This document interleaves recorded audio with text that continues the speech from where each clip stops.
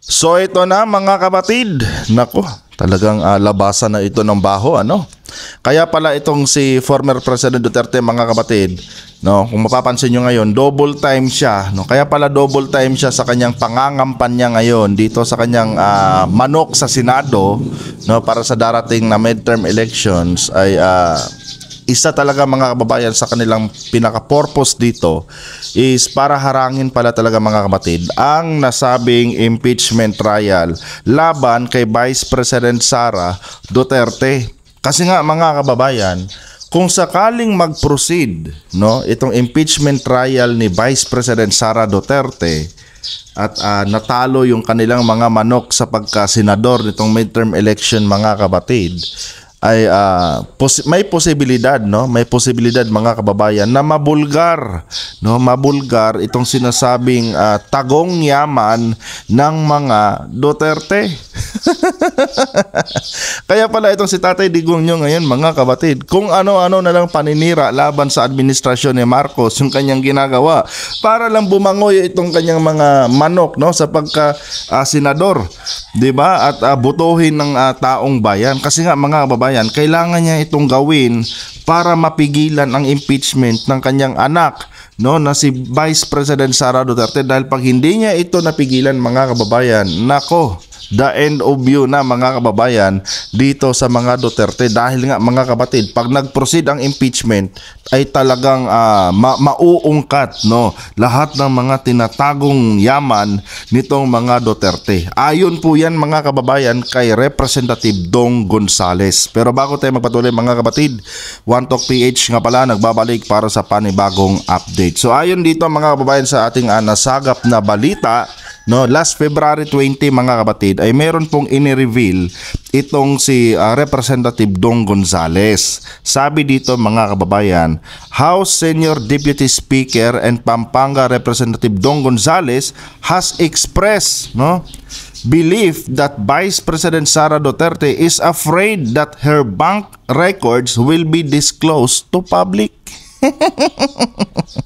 Kung kaya't mga kababayan, itong kanyang tatay na si former President Duterte ay todo-todo po mga kapatid, no, kahit hinang-hina na siya, nandun pa rin siya sa bawat rally mga kababayan, ano, kasi alam naman kasi natin na si Duterte lang naman talaga, no, ang dahilan kung bakit may nanonood sa kanilang rally. Kaya ito ginagawa ni Tatay Digong nyo mga kababayan, no, para ma-secure, no, yung kanyang mga manok sa pagkasenador nitong darating na midterm election mga kapatid. Kasi nga itong kanyang mga manok mga kababayan ang kanyang gagamitin para harangin ang impeachment trial, no, laban kay Vice President Sara Duterte. And yan mga kapatid, kinumpirma po yan, ano, ni Congressman Marcoleta noong nakaraang rally. Hindi ako sure kung si Marcoleta o si Bongo ang nagsabi noon, pero I think si Marcoleta yata mga kababayan, ano, na tahasang sinabi ni Marcoleta sa kalagitnaan ng kanilang rally na suportahan daw ang senatorial slate ng PDP laban para mga kapatid, no, mapigilan itong impeachment laban kay Vice President Sara Duterte. Kasi nga mga kababayan, ayon dito kay Congressman Dong Gonzales mga kapatid, no, kaya natatakot itong grupo nila Sara Duterte, no, ay may posibilidad kasi mga kapatid na once nag-proceed ang impeachment, no, ay may posibilidad na maungkat mga kababayan yung kanilang mga tinatagong kayamanan dyan, no, kung saang bangko man nila nilagayan mga kapatid. And ito mga kababayan, ano, dahil dito sa nasabing balita na ito, na-remind ako mga kapatid, no, during sa time ng impeachment trial ni former President Erap Estrada, no, na siyang kaibigan din ni Digong mga kapatid, no, kasi nga mga kababayan, yung impeachment trial ni former President Estrada mga kapatid, no, ay hindi po natapos yun, di ba? Hindi po natapos yun mga kababayan dahil, no, nagresign po, nagkusang magresign si former President Joseph Estrada mga kapatid, no, sa kalagitnaan ng kanyang impeachment, di ba? At isa din sa mga nakitang dahilan doon is yung yung EDSA 2. 'Di ba? Isa 'yun sa naging dahilan din. Pero sa tingin ko mga kababayan, no? Kaya ginawa ni Estrada yung resignation na yon, no? Yung voluntary resignation niya, mga kapatid, is para din siguro, mga kababayan, maprotektahan yung alleged na mga pera, no, na kinita niya, no? Kasi nga, 'di ba, ni-reveal doon, mga kapatid, ano, sa nasabing impeachment, yung kanyang involvement sa wedding, 'di ba? Noong kinanta ni Chavit Singson lahat ng mga sinasabing kickback ni former President Joseph Estrada. So ngayon, mga kababayan, ano, na-realize ko lang, kaya pala siguro na voluntary resign si ERAP, no? Bukod sa panawagan ng EDSA 2, mga kababayan, para na rin talaga siguro maprotektahan yung mga sinasabing tagong yaman nila. 'Di ba? Kasi noong time ni Estrada, mga kababayan, hindi po talaga nag-prosper yung impeachment siya dahil nag-voluntary nga siya, mga kapatid. No. So ngayon, mga kababayan, may posibilidad din yata, mga kapatid, na itong si Vice President Sara Duterte nyo, no, kung sakaling matalo itong tawag nito, itong kanilang mga manok sa pagkasenador, itong darating na halalan, mga kababayan, sa tingin ko, no, sa analyzation ko lang, may tendency din na mag-voluntary resignation to, mga kababayan, sa kanyang posisyon bilang Vice Presidente. Bakit kamo, mga kapatid? No? Unang-una, pag na-impeach kasi siya, mga kababayan, no, hindi na siya makakatakbo sa kahit anumang posisyon sa gobyerno. Wherein, mga kapatid, pag nag-voluntary resignation siya, no, pwede pa po siyang tumakbo, mga kababayan, sa kahit anong posisyon sa gobyerno. Kung matatandaan nyo, no, si former President ERAP Estrada, mga kapatid, tumakbo pa po uli, no, nag-attempt pa ulit tumakbo bilang presidente, no, noong time nila Pinoy. 'Di ba? Kung hindi ako nagkakamali, time nila Pinoy 'yon. Tumakbo pa siya uli, mga kababayan. Bakit siya nakatakbo? Hindi kasi siya na-impeach.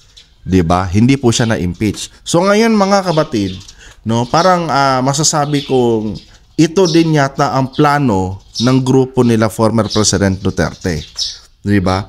Kasi kung sakaling matalo itong kanilang mga manok, ang last resort nila, mga kababayan, para maproteksyonan itong kanilang mga, kung tama yung analysis ko, para maproteksyonan yung alleged, no, na tagong yaman ng mga Duterte, at maproteksyonan din si Sara, no, sa kanyang mga plano sa 2028, baka nga, mga kababayan, mag-voluntary resign to, mga kapatid, kung sakaling hindi makalusot yung kanilang mga manok, no, sa susunod, sa darating na halalan nitong Mayo, 'di ba? So ngayon, mga kapatid, no, parang nag-a-agree na ako na dapat siguro magkaroon ng special session talaga. Special session. Dapat talaga, mga kapatid, naiislang ako lumalabas sa pagiging Bisaya ko. Ngayon, mga kapatid, parang nag-a-agree na ako na dapat magdeklara na ng special session, no, ang presidente para dito sa impeachment ni Vice President Sara Duterte. Kasi ito yung mga bagay, mga kababayan, na nakikita ko na pwedeng gawin ng mga Duterte para mapanatili, mga kababayan, ano, yung kanilang sarili sa posisyon na gusto nilang takbuhan. And, mga kapatid, no, wala namang problema kung mag-resign si Sara Duterte, mga kababayan. 'Di ba? Nakikita na ng mga Duterte yan. Wala namang problema kung magre-resign si BP Inday.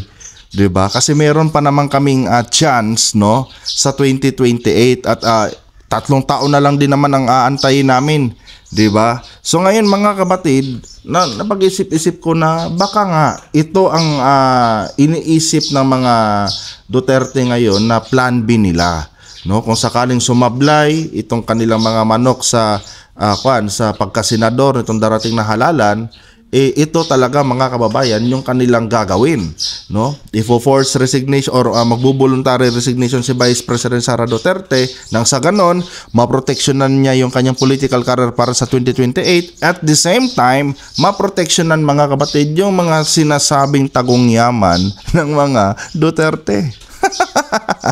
'Di ba? Napakagandang plano 'yun, mga kababayan, ano? Napakagandang plano. Pero isa lang ang paraan niyan, mga kapatid, para mapigilan yung plano na 'yan. At ano 'yon? Dapat magdeklara, no, ang presidente ng special session ng Senado. Sorry, mga kapatid, nag-ring lang, no. Nang sa ganon, mga kababayan, ano, kung sakaling magdeklara ng special session ang presidente, no, bago mag-eleksyon mga kapatid, wala nang takas dito, no, itong sila Duterte mga kapatid. Nako po. Pero nasa presidente pa rin mga kababayan ang huling desisyon. Ewan ko lang kung nakikita ito ng administrasyon ni BBM.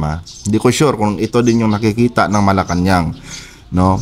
Kasi nga mga kapatid, parang walang plano, no? Parang walang plano si President BBM na magkaroon ng special session para masimulan na itong impeachment trial ni Vice President Sara Duterte. Kasi nga mga kababayan, si Escudero nag-aantay lang naman ng kampay ni BBM, no? Pag sinabi ni BBM na sige magkaroon ka ng special session, susunod lang din naman siya. Pero mga kapatid, no, kaya negative itong mga binibitawan ni Escudero ngayon about sa impeachment ni Sara Duterte dahil wala din siyang nakikitang movement, no, or decision na galing sa presidente, 'di ba?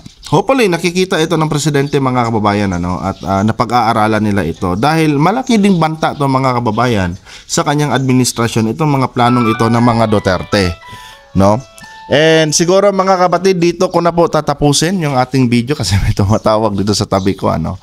Dito ko na po tatapusin yung ating content ngayon, and i-comment nyo na rin dyan sa baba mga kababayan yung inyong mga opinion. Diba? Agree ba kayo sa ating talakayan ngayon? No, i-comment nyo dyan mga kapatid. At huwag nyo pong kalimutang i-like ang ating video para i-share pa ni YouTube sa iba pang hindi pa nakakapanood. Hanggang dito na lang. Adios.